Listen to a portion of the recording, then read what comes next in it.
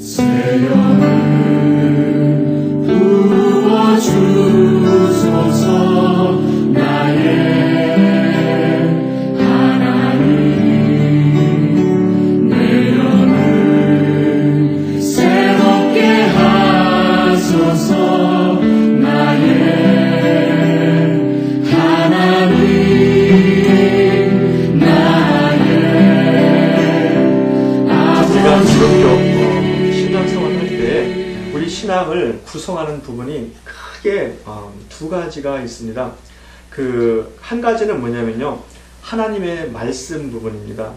하나님의 말씀이 우리에게 들려지고 또 선포되어지고 또 성경 공부를 통해서 알게 되고 또 우리가 묵상하고 또 우리가 그 말씀을 깊이 읽고 또 그러므로 말미암아 우리가 깨달아지는 부분이 있지 않습니까? 그래서 이렇게 말씀 부분이 있습니다. 그런데 이 하나님의 이 말씀 부분은 우리의 신앙에서 어떤 부분을 차지하냐면 우리의 지성과 이성을 강화시키고 우리의 그 하나님에 대한 그 지식들, knowledge를 이렇게 확장시키고 강화시키는 그런 역할을 합니다. 그러니까 하나님에 대해서 알게 되는 겁니다. 이 우리가 말씀을 가지고 있으면요. 그 다음에 또 하나 다른 부분은 뭐냐면요, 그 말씀을 우리가 순종하게 되잖아요. 그렇죠? 그 말씀을 순종하면은 뭐냐면은 이 순종이라는 것이 그렇게 움직이고 행동하는 거잖아요. 그렇죠? 그렇게 움직이고 행동하면은 우리 안에 그 말씀 우리가 듣고 배우고 그리고 또 묵상하고 깨달은 그 말씀 우리가 그대로 행동을 하게 되면은 그 하나님의 말씀으로 인해서 우리 안에 뭐가 생기냐면은 하나님의 경험이 생깁니다. 하나님에 대해서 아는 것이 아니라 이제는 하나님을 알게 되는 겁니다. 가령 이런 거하고 똑같아요.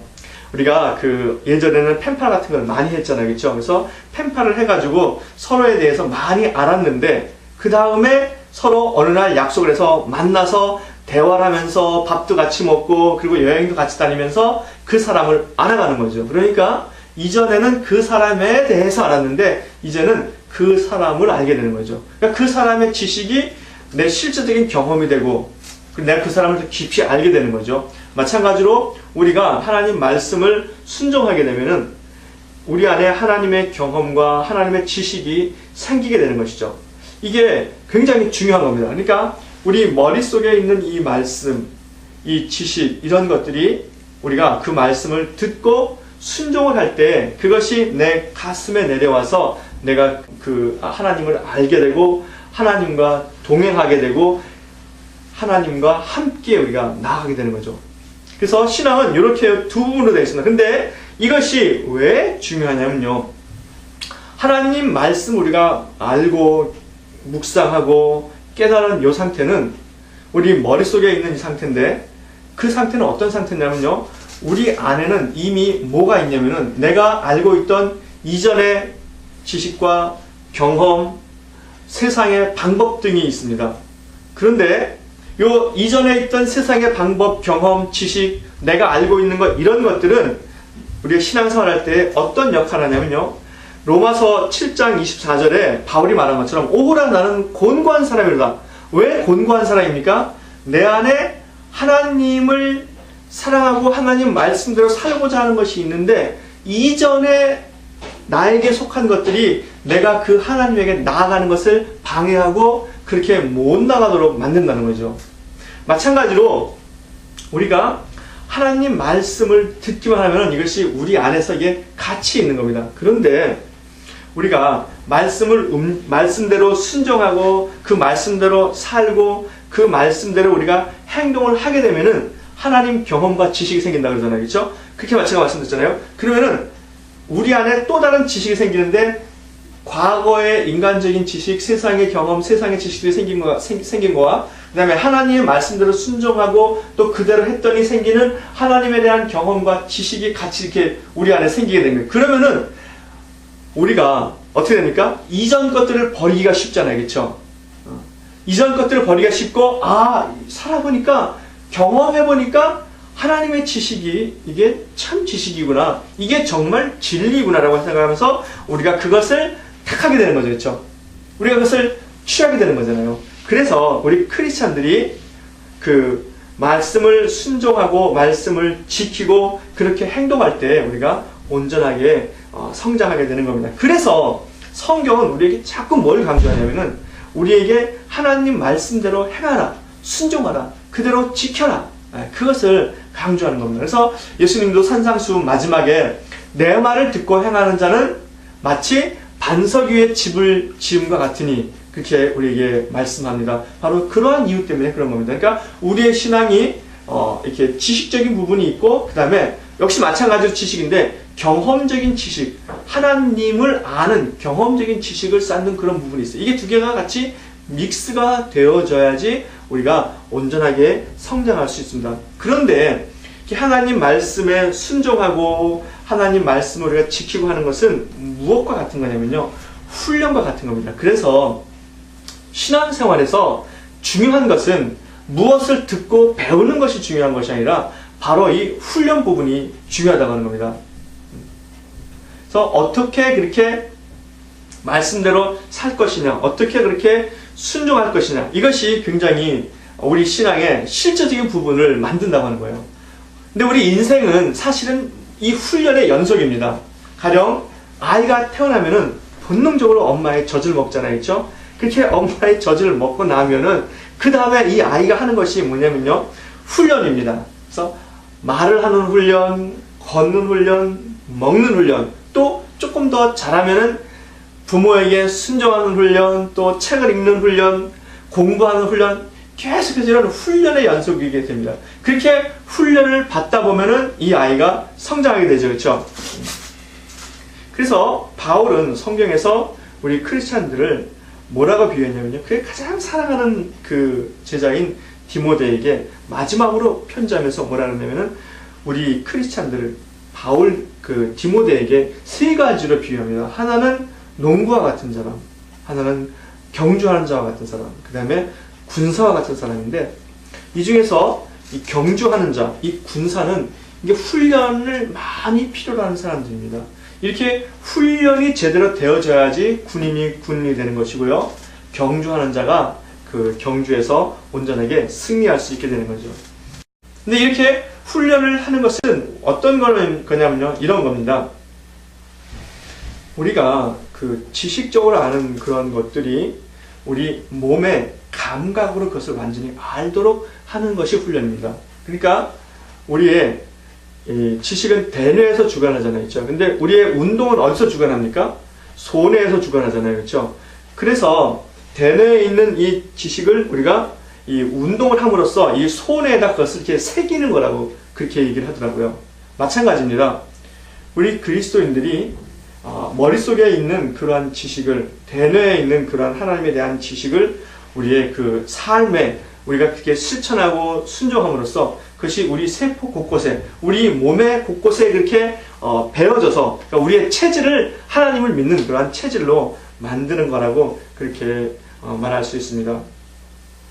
오늘 이 성경 말씀도 바로 우리에게 그런 말씀을 하는 겁니다. 우리 크리스찬들이 두 가지를 훈련을 해야 한다는 거예요. 그 훈련을 하면은 우리 크리스찬들이 성공을 하는데, 그렇게 성공할 수 있는 비결이 뭐냐면, 이유가 뭐냐면은 예수님께서 우리의 보증이 되기 때문에 우리가 그 훈련을 하면은 훈련하는 만큼 성공할 수 있다고 하는 겁니다. 그래서 이 훈련을 통해서 우리가 온전한 하나님의 사람이 됩니다. 여러분 이걸 믿으시기 바랍니다. 그래서 우리 크리스찬들은 날마다 훈련이 돼요. 새벽 기도도 훈련이고요, 성경 읽는 것도 훈련이고, 말씀대로 사는 것도 훈련입니다. 그러니까 우리가 그러한 훈련을 잘 할 수 있기를 주의 이름으로 축원합니다. 첫 번째 훈련이 뭐냐면요, 14절에 있습니다. 그러므로 우리에게 큰 대제사장이 있으니 승천하신 자 곧 하나님 아들 예수시라. 우리가 믿는 도리를 굳게 잡을지어다. 예수 그리스도를 굳게 붙잡는 훈련해야 합니다. 우리가 다 믿는다 하면서 예수 그리스도를 굳게 붙잡지 않습니까? 그런데 우리가 이 예수님을 붙잡는 것이 어떤 상황에서든지 우리가 그렇게 할 수 있도록 우리가 그렇게 훈련을 해야 합니다. 오늘 본문에 보면은 예수님을 누구라고 말하냐면요, 우리가 믿는 도리, 도리라고 말합니다. 이 도리라고 하는 것은 그 방법, 정당한 방법, 그것이 옳은 거다라고 이렇게 우리가 생각할 수 있는데, 이 원어적으로는 이게 뭐냐면요, 고백이라는 뜻입니다. 그러니까 호모로기아라고 하는 단어인데, 이것을 우리의 고백이신 예수 그리스도를 우리가 굳게 잡자라고 하는 말입니다. 1장 3절에 의하면은 예수 그리스도는 하나님의 본체의 형상이라고 그렇게 예수님에 대해서 정의하고 있습니다. 그런데 우리의 고백인 예수 그리스도라고 말할 때 예수 그리스도는 우리의 본체입니다. 우리의 본체. 우리의 본체이신 예수 그리스도를 우리가 굳게 잡자는 거죠. 이 말은 무슨 말이냐면요, 예수님이 우리의 모형이에요. 원래 모델이라는 거예요. 원래 모델. 우리는 예수님의 복사품이라는 것이죠.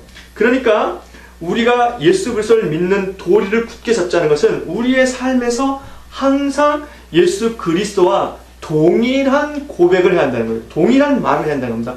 호모로기아라는 말은, 호모라는 것은 같게 하다, 로기아라는 것은 말인데 늘 주님과 같은 말을 해야 한다는 거죠. 그러니까 같은 생각을 하고 같이 나가야 한다고 하는 것입니다. 그러니까 예수 그리스도가 우리의 본체의 형상이고 그것을 굳게 잡자니까, 우리가 예수 그리스도를 본체의 형상이고 굳게 잡으면 우리의 마지막 모습이 뭐가 되겠습니까? 우리의 마지막 모습은 예수 그리스도를 닮는 그러한 모습이 되는 것이죠. 그렇죠? 그래서 우리의 믿는 도리, 이것이 예수 그리스도가 우리의 고백이라니까 예수 그리스도를 날마다 우리가 고백할 수 있어야 됩니다. 뭐라고 고백합니까? 그분은 나의 구세주라고 우리가 그렇게 고백을 하는 거죠.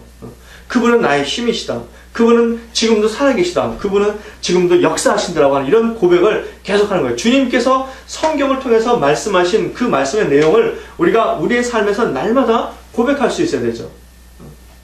그리고 그 고백을 어떻게 하라는 겁니까? 우리가 믿는 도리를 굳게 잡아라. 굳게 잡아라. 이 굳게 잡으라, 이게 붙잡다라고 하는 것이죠. 그렇죠? 이 붙잡다라고 하는 것은 크라테오라고 하는 단어인데요. 이것은 뭐냐면요, 그 속에 머물러 있어라고 하는 거예요. 머물러 있어라. 우리가 예수 그리스도와 같은 동일한 고백을 하고 그 고백 안에 머물러 있으라는 거예요. 가령 우리의 세상을 살다 보면은 우리의 세상의 삶의 그 환경이라는 것이 시시때때로 그리고 날마다 변하지 않습니까? 가령 예를 들면은 예수님께서 그 가이사랴 바다가를 건너갈 때 배를 타시는데 주무시고 있는데 그 광풍이 불어서 배가 출렁거리죠. 제자들이 막 어떻게 하다가 예수님을 깨워가지고 우리가 죽게 됐습니다라고 그럴 때 예수님께서 뭐라고 말씀하시냐면 너희가 어째 믿음이 없느냐라고 그렇게 말씀하십니다.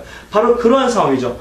그러한 상황에 있을 때에 우리가 믿음을 굳게 잡아야 한다는 거예요. 그 믿음 안에 머물러 있어야 한다는 거예요. 다른 말로 말하면 예수님께서 가르쳐 주시는 그 말씀 안에 우리가 그대로 머물러 있고 그 말씀과 동일한 고백을 할 수 있어야 한다는 거죠. 주님께서 그때 제자들에게 너희가 어찌하여 이렇게 믿음이 없느냐라고 그렇게 꾸짖으십니다. 그러니까 그 안에 머물러 있어야 한다는 거예요. 그게 붙잡다라고 하는 겁니다. 다른 말로 말하면요, 붙잡다는 단어에 어떤 뜻이냐면은 소유란 뜻이 있어요. 그러니까 나의 소유를 해야 한다는 거예요. 예수님의 그 말씀이, 가르치심이 나의 소유가 돼야 한다는 거죠. 가령 이게 뭐가 똑같으냐면요, 제가 노래도 못하고 그리고 음악을 잘 못해가지고 중학교 때 기타를 사가지고 기타를 배우려고 그랬어요. 근데 코드를 쭉 배우는데 결국 못 배웠습니다. 근데 코드를 책에 있는 걸 보고 훈련을 통해서 그것이 내 것이 되는 거잖아요. 그렇죠? 내 것으로 만드는 거잖아요. 이게 공부잖아요. 근데 그것이 훈련이잖아요. 훈련을 통해서 되는 거잖아요. 그렇죠? 그러니까 다시 말하면은 우리가 믿는 도리를 굳게 잡아라고 하는 것은 우리가 믿는 그 예수 그리스도에 대한 고백을 우리가 나의 소유를 할 수 있어야 한다는 거예요. 그러니까 그것이 성경에 기록되어져 있는 것이 내 삶 속에서 그것이 그대로 실천되어져서 내 것이 되어야 한다는 거예요. 그게 붙잡는다는 겁니다. 그렇게 붙잡기 위해서는 우리가 뭘 해야 되냐면 끊임없이 훈련을 하고 끊임없이 그것을 실천하고 그렇게 하는 거죠. 그렇죠? 그러니까 이 안에는 많은 실패가 있을 수밖에 없어요. 그래도 그 실패에도 불구하고 하나님은 살아계시고 지금도 역사하신다는 것을 우리가 믿고 그 주님의 말씀 안에 끝까지 머물러 있는 거죠. 근데 이 붙잡다라고 하는 단어가 요한복음에서는 아주 독특한 의미가 있습니다. 그것은 뭐냐면요. 이 요한복음 1장 12절에 영접하는 자, 곧 그 이름을 믿는 자들에게는 하나님의 자녀가 되는 권세를 주셨으니. 그래서 이 영접이라는 단어가 이 헬라어 원어로는 람바노라는 단어인데요. 이 람바노라는 단어가 뭐냐면은 붙잡다라는 뜻이에요. 붙잡다. 즉 예수 그리스도를 붙잡으면은 그 붙잡고 있는 것이 결국은 그게 믿음이고, 그렇게 믿음이 있을 때에, 붙잡고 있을 때에 하나님의 자녀가 되는 권세가 우리에게 주어진다고 하는 거예요. 내가 붙잡고 있는 만큼 하나님의 자녀의 권세가 내게 주어지고, 내가 이것을 놓으면은 그 자녀가 되는 권세가 내게 없어진다는 거죠. 그러니까 우리가 믿음을 붙잡고 믿음에 머물러 있어야 한다는 겁니다. 그렇게 되면은 하나님의 그 살아계심과 그분이 말씀하신 것, 그분의 사랑, 그것들이 우리 삶 가운데에 경험되어지고 우리를 움직이는 실제적인 지식이 된다고 하는 것입니다. 근데 요 14절 시작할 때 그러므로, 그러니까 요 그러므로를 우리가 그 바로 앞 문장 12절부터 13절의 문장을 받는 거라고 우리가 그렇게 볼 수 있습니다. 만약에 12절과 13절을 받는다 그러면은 무슨 말이냐면요. 하나님 말씀은 살았고 운동력이 있어 좌우의 날선 어떤 검보다도 예리하여 혼과 영과 및 관절과 골수를 찔러 쪼개기까지 하며 또 마음의 생각과 뜻을 감찰하나니 지으신 것이 하나라도 그 앞에 나타나지 않음이 없고 오직 만물이 우리를 상관하시는 자의 눈앞에 벌거벗은 것 같이 드러나느니라. 여기서 하나님의 말씀에 대해서 뭐라고 수식하냐면요. 살아있다 그래요. 하나님 말씀은 살아있다. 그리고 운동력이 있다. 즉 파워가 있다는 거예요. 다시 말하면은 우리가 예수 그리스도를 믿는, 고백하는 그 도리를 우리가 굳게 붙잡고, 그 굳게 붙잡으면은 하나님의 말씀이 내 안에서 살아서 움직이고 역사한다고 하는 겁니다. 또 이 4장 전체를 이 그러므로가 받는다고 하면요, 4장에서 우리에게 하시는 말씀은 뭐냐면요, 하나님의 안식에 관한 말씀입니다. 그러니까 그 안식이 우리에게 주어진다고 하는 거예요. 이 안식이라고 하는 것은 지난주에 우리가 함께 나눴는데요. 이삭이 그 해에 소득을 100배나 거두었더라 이렇게 말씀합니다. 그러니까 이삭이 100배 더 노력을 해서 100배를 거두는 것이 아니라, 이삭이 다른 사람과 동일하게 씨를 뿌리고 농사를 지었는데 하나님의 은혜로, 이삭은 자기가 더 이상 하지 않았는데 하나님의 은혜로 소득이 100배나 얻었다는 겁니다. 하나님께서 해주시는 거죠. 하나님의 역사죠. 그렇죠? 그게 우리 가운데 나타날 때 우리가 그것을 안식이라고 이렇게 표현하는 겁니다. 또 마찬가지로 그 당시 우물은 굉장히 그 재산으로서 가치가 높은 거였는데, 이삭의 종들이 나가서 파는 것마다 우물이 있는 겁니다. 이삭이 알아서 이렇게 팠겠습니까? 종들이 알아서 이렇게 팠겠습니까? 그것이 아니라 하나님의 인도하심으로 그렇게 되어졌다고 하는 것이죠. 그러니까 우리가 믿는 도리를 굳게 잡으면은 우리 안에 하나님의 안식이 주어지는 것을 믿으시기를 바랍니다. 그러니까 우리가 날마다 훈련해야 되겠죠. 그렇죠? 그 다음에 16절에 또 뭐라고 말씀하냐면요. 그러므로 우리가 긍휼하심을 받고 때를 따라 돕는 은혜를 얻기 위하여 은혜의 보좌에 담대히 나아갈 것이니. 두 번째는 뭐냐면요. 은혜의 보좌에 담대히 나가야 한다는 거예요. 담대히 나가야 한다라고 하는 것이, 나아갈 것이니라고 할 때 이 나아가다는 이 단어가 원어에는 어떤 뜻이냐면요. 이게 지속적인 행동을 나타내는 이게 중간태입니다. 부정사 표현이죠. 그러니까 계속 그렇게 나가야 한다라고 하는 그런 표현입니다. 그래서 은혜의 보좌에 한 번만 나가는 것이 아니라 지속적으로 나가야 하는 것이죠. 그렇죠? 근데 은혜의 보좌가 뭡니까? 은혜의 보좌.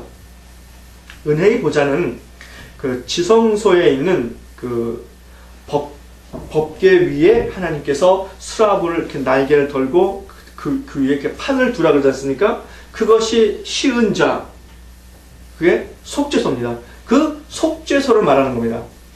거기서 내가 너와 만나고 곧 증거궤 위에 있는 두 그룹 사이에서 내가 이스라엘 자손을 위하여 내게 명할 모든 것을 내게 이르리라.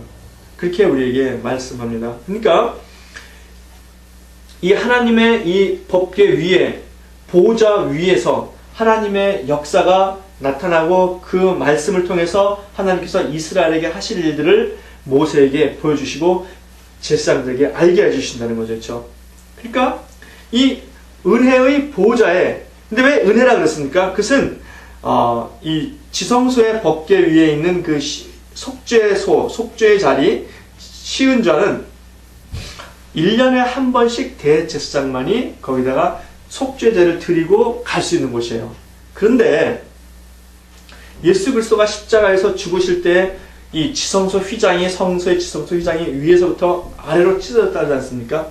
그리고 이제부터는 누구든지 그 보좌에 나갈 수 있다고 이렇게 말씀합니다. 그러니까 예수 그리스도로 말미암아 우리가 그 원하고 내가 나아가기만 하면은 그 보호자에 나아갈 수 있는 길이 열렸다. 그래서 은혜입니다. 하나님께서 만들어 두신 길이라는 거죠. 그렇죠? 그래서 그 은혜의 보호자에 우리가 날마다 나아갈 수 있어야 한다는 겁니다. 예수 그리스도의 십자가의 보혈의 은혜가 우리 가운데 있을 때에 우리가 그 십자가의 그 은혜로 말미암아 날마다 하나님에게 나아갈 수 있기를 바랍니다. 이게 복음입니다. 은혜의 보좌에 우리가 담대히 나가되 매일같이 나갈 수 있어야 되죠. 그래서 그곳에 나가서 우리가 뭘 합니까? 16절에 우리가 긍휼하심을 받고 때를 따라 돕는 은혜를 얻기 위하여 하나님으로부터 긍휼하심을 받는다는 거예요. 하나님이 우리를 늘 긍휼하게 보신다는 거예요. 저는 불쌍하다. 그래, 그래도 나한테 나왔구나 라고 생각하면서 우리에게 하나님께서 날마다 이렇게 긍휼히 여기는 은혜를 주신다는 겁니다. 그 다음에 또 뭐라고 하냐면요, 때를 따라 돕는 은혜. 때를 따라 돕는 은혜가 뭐냐면요, 때를 따라라고 하는 것은 가장 적합할 때, 그런 뜻인데, 가장 적합할 때에 하나님께서 우리에게 하나님의 은혜를 베푸신다는 거죠. 이걸 우리가 어디 가서 얻을 수 있습니까? 하나님의 은혜의 보좌에 나아갈 때 얻을 수 있다는 거예요. 은혜의 보좌에 나가면 긍휼함을 받는다는 겁니다. 이 긍휼함에 우리가 날마다 세상에 살 때 그 더러운 죄악들을 회개할 수 있는 은혜가 되는 거죠. 그렇죠? 정결함을 받는 거 아닙니까? 그 다음에 우리가 이 땅을 살아갈 때 필요한 그런 것들을 하나님 앞으로 나아갔을 때 받고 그분의 인도를 받는다고 하는 겁니다. 그러니까 우리가 날마다 그분 앞에 나갈 수 있어야 되죠. 그렇죠? 지성소로 나갈 수 있기를 바랍니다. 은혜의 보좌에 담대히 나가야 한다. 나아갈 것이니라 그렇게 말합니다. 이 말은 또 우리에게 어떤 걸 주냐면요, 아주 깊은 영적인 인사이트를 주는데, 성도가 하나님 앞에 나아갈 때에 이 하나님 앞에 나아가는 그것이 성경에 성막으로 이렇게 표현이 되잖아요. 그렇죠? 타이폴로지잖아요. 성막이 하나님 앞에 하나님과 교제하는 것에, 성막은 이방인의 뜰이 있고요, 여인의 뜰이 있고, 유대인의 뜰이 있고, 성소가 있고, 지성소가 있어요. 이방인들은 절대로 이 성소 안으로 들어갈 수가 없습니다. 아니, 이 성막 안으로 들어갈 수가 없어요. 막이 쳐져 있기 때문에. 성막에 들어가면 거기에 비로소 뭐가 있냐면은 그 번제단이 있고, 그리고 물을 씻는 물두멍이 있습니다. 그러니까 회개와 하나님 앞에 제사를 드리는 거죠. 그것이 이스라엘 사람들의 뜰입니다. 많은 크리스찬들이 여기까지만 나가는 것으로 자신의 나갈 걸 다 했다라고 생각하는 거예요. 여전히 구약의 율법적인 삶을 사는 거죠. 왜냐하면 성소와 지성소에는 제사장과 대제사장만이 들어갔기 때문에. 근데 오늘 이 히브리서는 예수 그리스도의 십자가의 보혈의 은혜로 말미암아 우리가 어디까지 나가야 하냐면 지성소까지 나가야 한다는 거예요. 지성소로 충분히 나갈 수 있다고 하는 겁니다. 나가면은. 그렇게 거기에 나아갔을 때에 하나님의 긍휼을 얻고 때를 따라 돕는 은혜를 얻는다고 하는 겁니다. 그런데 중요한 것은 뭐냐면 나아가되 담대히 나가야 한다는, 담대히. 이 담대히라고 하는 것이 이 성경에서는 우리 그러니까 번역 성경, 영어 성경도 그렇고 한국말 번역 성경도 그렇고 이 담대히라고 할 때 이 본래 원어가 가지고 있는 뜻을 다 담아내지를 못하고 있습니다. 그러니까 여러 단어를 담대히라고 쓰고 있죠. 그러니까 이렇게 힘있게, 힘차게, 의지적으로, 영어로는 bold죠. 이런 것 이렇게 나갈 때도 담대히라고 그러고요. 또 하나는 뭐냐면 이 담대히, 파레시아라고 하는 단어를 썼을 때도 담대히라고 그래요. 이 파레시아라고 하는 단어는 매우 독특한 의미가 있는 단어인데요. 어떤 뜻이냐면은 하나님 앞에 꺼리낌이 없어야 한다는 거예요. 꺼리낌 없이 나가야 한다는 거죠. 만약에 하나님 앞에 나갈 때 꺼리낌이 있으면은 뭘 해야 되는 겁니까? 그 성막에 들어가자마자 번제단이 있고 물두멍이 있다 그러잖아요. 그렇죠? 물두멍으로 씻고 제사를 드림으로써 하나님 앞에 이 사람이 제사를 온전히 드릴 수 있는 거잖아요. 그렇죠? 그러니까 내가 하나님 앞에 꺼리낌이 있으면은 그곳에서 회개를 하고 하나님께 나아갈 수 있어야 한다는 겁니다. 그게 담대함이에요. 그러니까 윤리적으로나 도덕적으로나 그 어떤 것으로 내가 꺼리끼는 게 없는 상태, 이게 담대함이라는 겁니다. 가령 예를 들면 이런 거죠.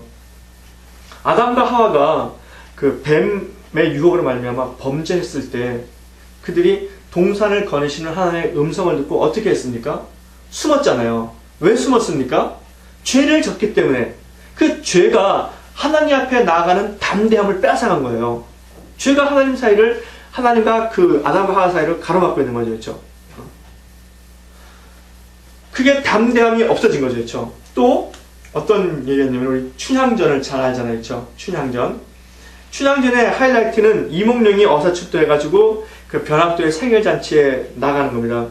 근데 그 춘향이가 고개를 숙이고 있는데 이몽룡이 암행어사가 되어서 그 변학도 자리를 대신 앉고 춘향이 들어 고개를 들라 그럴 때 춘향이가 고개를 딱 드니까 자기의 그 남편인 이몽룡이죠. 그렇죠? 그러니까 춘향이가 담대하게 그 남편에게 다가갈 수 있는 거 아닙니까? 근데 만약에 춘향이가 변학도의 그 요구를 들어서 변학도와 함께 했다 그러면은 이몽룡이 고개를 들라 그럴 때 춘향이가 고개를 들고 보니까 자기 남편이잖아요. 그렇죠? 그럼 어떻게 했겠습니까? 피하여 숨지 않았겠습니까? 담대함을 잊어버린 거죠. 그러니까 우리 이 담대함을 잃지 않아야 합니다. 그러니까 은혜의 보좌에 담대히 나가자라고 하는 것은 하나님의 시온자의 그 보좌에 담대히 우리가 꺼리낌이 없이 늘 나가자라고 그렇게 표현을 하는 겁니다. 이것은 우리가 어떻게 됩니까? 우리가 이것을 훈련해야 돼요. 우리가 담대함을 잃지 않아야 되는데 담대함을 잃었다 그러면 날마다 그것을 회개하고요. 돌이키고 자백함으로써 담대함을 회복하고요. 그렇죠? 그리고 지성소에 날마다 나갈 수 있는 훈련을 해야 되는 겁니다. 왜 우리가 이 출애굽기가 아니고 히브리서 2장에 보면은 그리고 또 3장에 보면은 그 시편 95편의 그 말씀이 계속 반복이 됩니까? 그것은 이스라엘 사람들이 마사와 무리바에서 하나님을 시험했기 때문이다 이렇게 표현하는데 왜 이스라엘 사람들이 마사와 무리바에서 하나님을 시험했습니까? 마사와 무리바에서 하나님을 시험한 이유는 한 가지입니다. 어떻게 하나님이 우리 가운데 계시면 우리에게 물이 없을 수 있겠느냐? 하나님이 우리를 떠난 거 아니냐라고 그렇게 생각하는 겁니다. 그래서 하나님이 우리를 떠났다. 그럼 우리가 다시 애굽으로 돌아가자라고 해서 하나님을 시험한 것이라고 하는데요. 왜 그들이 그렇게 마사와 무리바에서 하나님이 낮에는 구름 기둥으로 밤에는 불 기둥으로 아침에는 만나와 저녁에는 메추라기로 하나님의 살아계시고 함께해 주시는 그것을 보여주셨음에도 불구하고 그들이 하나님을 시험했습니까? 그것은 그들이 하나님과 함께하는 훈련이 되어 있지 않기 때문에 그런 겁니다. 사막에서 물이 없으면 얼마나 위험합니까? 그렇죠? 사막에서 물이 없으면은 생존에 바로 위협을 받지 않습니까? 그러니까 생존의 위협을 받는 그러한 상황이 오니까 하나님을 믿는 믿음보다 자기의 생존이 더 우선시되는 그러한 상황이 오니까 하나님을 믿는 믿음을 잊어버린 거예요. 그러니까 하나님을 믿는 그 믿음의 상황, 믿음이 그 어떤 상황보다 더 우선이 되어서 살아계시고 지금도 역사하시는 그 하나님을 믿고 바라보고 나가야 되는데 그렇게 하지 못했던 거죠. 그러니까 상황이 더 우세했던 거죠. 그러니까 상황을 이길 수 있는 만큼 나의 믿음을 훈련하지 못했던 겁니다. 그러니까 거기서 하나님을 시험하게 된 거죠. 뭘 하라고 하냐면요. 우리가 믿는 도리를 굳게 잡자. 날마다 굳게 잡을 수 있기를 바랍니다. 날마다 우리가 믿는 대로 고백하는 대로 그렇게 우리가 살 수 있기를 바랍니다. 그 다음에 우리가 은혜의 보좌에 담대히 나갈 수 있기를 바랍니다. 그렇게 되면은 하나님께서 우리에게 긍휼하심을 주시고요. 때를 따라 돕는 은혜를 우리에게 주십니다. 우리에게 이렇게 되면 얼마나 큰 은혜입니까? 그렇죠? 그런데 이렇게 우리가 훈련을 해도 그 훈련이 우리 가운데 실제로 나타나야 되는 거 아니에요? 그렇죠? 그 나타나시는 훈련을 해서 우리가 그렇게 하나님의 은혜를 바라보게 되는 큰 그 이유가 어디냐면요. 예수 그리스도가 이것에 보증이 되신다는 거예요. 예수 그리스도가 보증. 우리에게 있는 큰 대제사장이신 예수 그리스도가 우리에게 그와 같은 것을 이끌어 주시니까 우리가 날마다 그렇게 훈련을 하고 나아갈 때에 우리 가운데 예수님의 그 확정으로 이루어진다라고 하는 겁니다. 이걸 믿으시기 바랍니다. 이것은 우리가 성경을 그대로 받아들이는 거예요. 그렇죠? 순종하는 자의 보세요. 그래서 성경에 뭐라고 표현하냐면요. 9절에 우리 함께 한번 읽어볼까요? 5장 9절에 함께 읽겠습니다. 시작. 온전하게 되었은즉 자기를 순종하는 모든 자에게 영원한 구원의 근원이 되시고. 영원한 구원의 근원. 영원한 구원. 시간이 구별이 없다는 거잖아요. 그렇죠? 그때나 지금도 역시 마찬가지라는 거예요. 주님의 구원이 나타나는데 이 구원의 근원이라는 것은 뭐냐면요. 믿음의 주요 온전케 하신 이이신 예수 그리스도를 바라볼 때 믿음의 주요라고 하는 이 주와 똑같은 단어입니다. 믿음, 구원을 시작하신 분이라는 거예요. 구원의 근본이시고 파운더고. 그러니까 예수님께서 우리가 예수 그리스도를 바라보고 믿음대로 그렇게 훈련을 하고 나아가면은 주님께서 우리에게 우리가 그렇게 하나님을 향해서 나아가는 그만큼 은혜와 구원을 베풀어 주시는 줄 믿습니다. 그래서 우리가 날마다 주님께 그렇게 나갈 수 있기를 주의 이름으로 축원합니다.